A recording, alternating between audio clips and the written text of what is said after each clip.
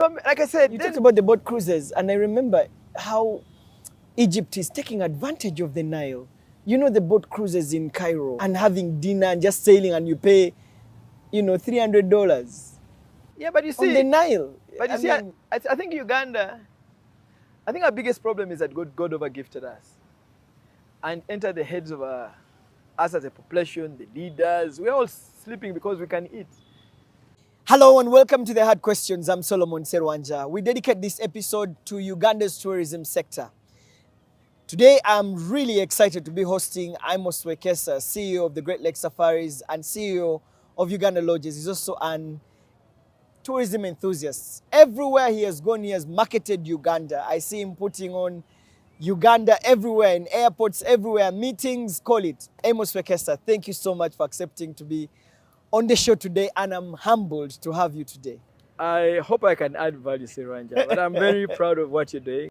Thank you. I really enjoy your ability to question people. I think you understand your game. Thank you very much, Amos. I'm humbled. Let's talk about a subject that you really love, Yeah. and that is tourism. Where are we as a country in terms of our tourism sector? Can you give us perhaps a comprehensive overview of where we are as a country? Well, I think to help us understand the idea of tourism. Of course, tourism is from the word tourist. A tourist is a person who lives place A, goes to place B, spends over 24 hours but less than a year, but must not have a permanent job in place B. That's a tourist. So whoever is listening has actually been a tourist. Serwanjja, you have been a tourist many times. So if you live here and go to Masaka, which is not your home, and you also don't have a permanent job there, you're actually a tourist. So the money you spend calling Amos and telling me, oh, I've gone to Masaka, that money is counted under tourism. When you go to a petrol station and take fuel to start going to Masaka, that money is counted as an earning from a domestic tourist. When you stop along the route and eat on your first chicken, that money is counted as tourism money. When you sleep in a hotel in Masaka, that money is counted as tourism. That's what tourism is all about. Yeah. So a lot of people don't understand that they've been tourists. They also don't understand that the amount of money they spend elsewhere actually creates a commercial value in the place where you spend. Now, of course, tourism is a subject that has the highest trickle-down effect of any economy because it supports manufacturing, it supports agriculture, it supports entertainment, it supports sports. That's what tourism does. That's why when you go to countries like the UK, their tourism and sports are in the same docket because they work in tandem and they support each other. So when we sit here and shout Arsenal, we are actually adding on the value of the docket of the tourism and sports docket in the UK. Tourism and sports docket in the UK, for example, is targeting to earn $250 billion by 2025. Billion pounds, not billion dollars. Those are much more than dollars. So yeah. About 300 something billion dollars. That's what they're targeting by 2025. Now, Uganda is extremely very gifted, and history is on our side. Uganda was a top tourism destination until 1971 in East and Central Africa. Even just the management of hospitality, Uganda was the top in East and Central Africa. The reason why Uganda was top in hospitality management is because we had Uganda hotels, and so we had Uganda hotels, but we also had Ginger Training School. Uganda hotels were the grooming grounds. So in 1971, the majority of our top hospitality managers actually fled to the exile. A lot of them went to Kenya. They're the ones who started the Kenya's tourism. They were Ugandans. They were Ugandans, 1971. So the Karang Frank, what's his name? The father of, guy who used to work at NBS, tall guy, my friend, Marcus. So Marcus actually grew up in Kenya, but the father was in hospitality. He was one of the leaders in Kenya's hospitality, the Dumbas, the Who's. That is our history. Now, Uganda was not just, it was also a target of the British. Their prime minister came and traveled around Africa. He went back and said, out of all our assets, there is nowhere where too little can take you too far. And he said it's a garden from the south to the north, from the west to the east. That's what he was talking about Uganda. He called it the Pearl of Africa. Because he saw its beauty. He rode a bicycle from Fort Portal until Kampala. And he was mesmerized by that whole beauty of this country. And that's when he went to the US, to UK, he said, concentrate upon Uganda. It is the Pearl of Africa. I have been across Africa, but there's no country like Uganda. But that had been informed by history. The first people to come to Uganda, the British, were many researchers, and the researchers were former soldiers. Former soldiers were hard enough. If you hear people like John speak, those were soldiers who had been transformed into researchers. The first group that came to Uganda were researchers. They came to research. The English took 200 years to come and looking for the source of the Nile, for example. And in 1862, that's when they found the source of the Nile in Uganda, which the Basogas already knew.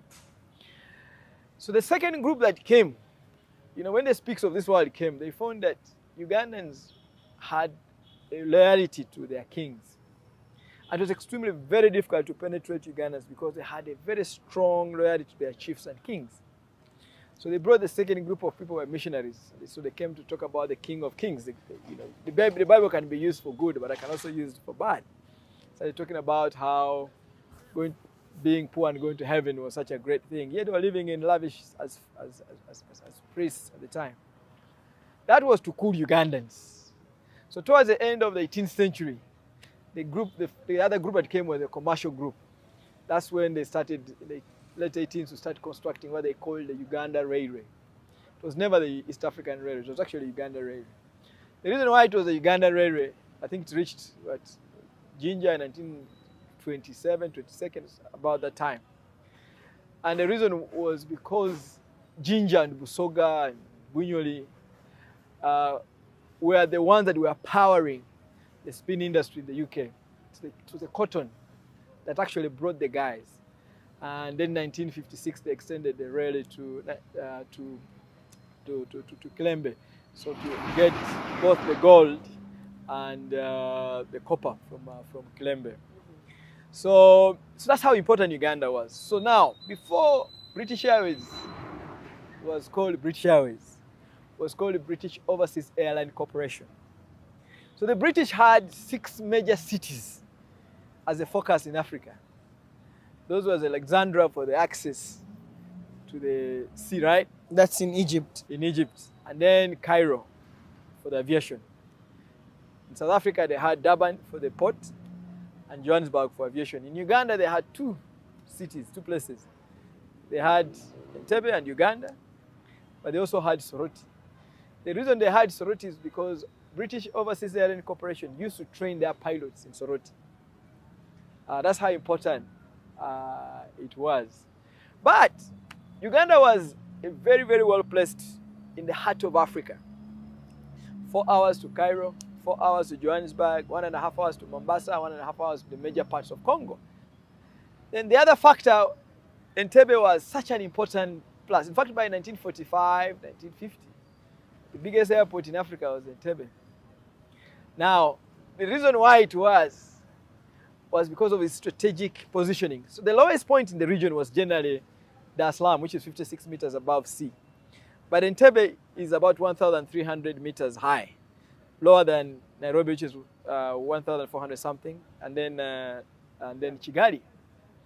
Now, when a plane is taking off at a lower altitude, it spends less fuel. But also, the other factor that made Entebbe very unique, beyond its strategic positioning. Uganda is very strategically positioning. Of course, was the positioning, then was the altitude, but also the safety bit of it. When you're landing, before landing there was water, and after taking off there was water. Those were major 3 factors that determined them focusing on Entebbe and made it the biggest airport on the African continent. But all this was based on research that was done in the 18th centuries. The Caucasians have a long game. They're not like us. They play a long game. When Amos is talking today about Uganda lodges, he should be talking about 5 generations from here. That's why you go to Britain and you find see a house which is which is 1,000 years Years old. old. I know. Still in the same family. Yeah, and it's still looking good. And still looking good. They think in that direction.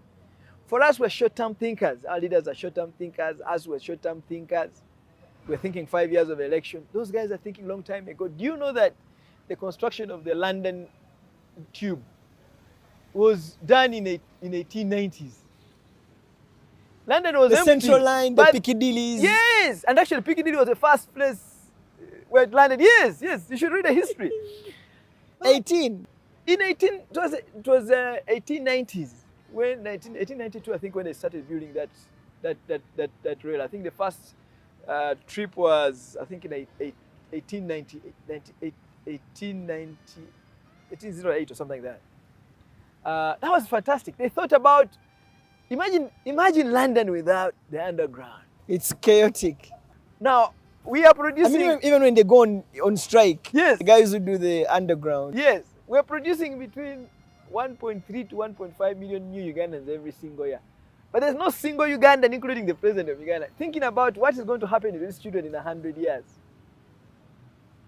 Where the opposition doesn't talk about it. We're not thinking. But these guys in 1890, they thought about doing a rail underground that will be used today. Are you saying that? So you can't compete such groups of people. You can never grow when you don't think in that direction. So anyway. Wow. So for Uganda's case, that made us outstanding. Mason Falls National Park was the #1 national park in Africa. In fact, when the Kenyans used to market, they used to say, first go and enjoy Mason Falls because it was #1. Then come to the Maras and have fun. And you know, there was a route, you know, there was a lot of connection between the Egyptians and Uganda. You know that through Emini Pasha. If you read that whole story, Becca, you know. So there used to be cruises from Egypt along the Nile. Yes, then they had a bus that would go just alongside Aswa Dam. Then they would sail, come to Nimule. There are falls there, waterfalls in South Sudan. Then they would get on the cross and end the steamer ship into Masindi, into Putiaba port. And the first hotel to be constructed in Uganda was what? 1926. That was Masindi Hotel, the first Uganda to be constructed in Uganda. So they used to come, enjoy Mason Falls National Park, and then stay in Masindi Hotel. And then from Masindi, they would then get on the boat to Masindi Port. On Masindi Port, to take them to Namasagali. There was a ship from Masindi Port, a steamer ship that used to take them to Namasagali. In Namasagali, they would get on a train to come to Kampala and enjoy life. That's how it was. They would have sent their cars from Britain to arrive in Mombasa. And they put those cars on the rail to Uganda. And they start enjoying themselves. You know, thinking. Wow. This is the country we're talking about. So in Obote One asked his brother called Nechon and said, I want you to create an export-based strategy. And that export strategy, they came up with the triple T and triple C. So triple T was tobacco, was tourism, and was T, but tourism was at the center stage. It's out of the triple T that Uganda hotels were formed. Yeah. From Obote One. It was purely an export-based strategy. Then triple C was cotton, copper, and coffee. Do you know that in the early 60s, the world prices of Arabica were determined in Bugisu? Yes, the world prices were determined in Bugisu. That's how well it is. By 1960s, Uganda, if you look at things like cotton, we had an office in Germany, we had an office in the UK, and we had an office in the US. Now, farmers will not just grow cotton. They would go grow cotton based on the orders the British would offer. They would say, in the next season, we want 50 tons of cotton. Then the Germans say, we want 100 tons of cotton. Then the Americans. So then the farmers would farm based on the demand. Asese would open fields and yes, start. Yeah, absolutely. By 1971, Uganda used to spend, you should ask an old man called Otoa. He was a former chairman of Uganda Tourism Board. He was a young man representing us in Bonn, in Germany at the time. Uganda used to use $1 million in 1971. $1 million is equivalent to $100 million probably today to market Uganda in Germany for tourism. That is how it is. Today, you speak to these older people about positioning the country. They don't get it. That's the reason why we were so admirable. The cooperative movements were strengthened because of the formation of an export-based strategy.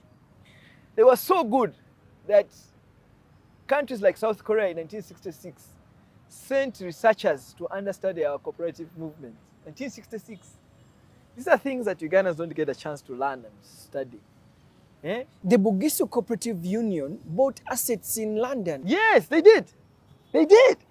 They used to determine the world prices of coffee, man. Arabica coffee specifically, not Robusta. Eh? So for us, history is on our side. Eh? History is on our side. These cruises on Lake Victoria, if you've seen some videos on cruises on Lake Victoria, man, those guys used to come and have fun. Lake Victoria here alone, I think research by World Banks shows that if Uganda, Kenya, and Tanzania were serious in the utilization of Lake Victoria, would earn about $63 billion a year through tourism, transport, and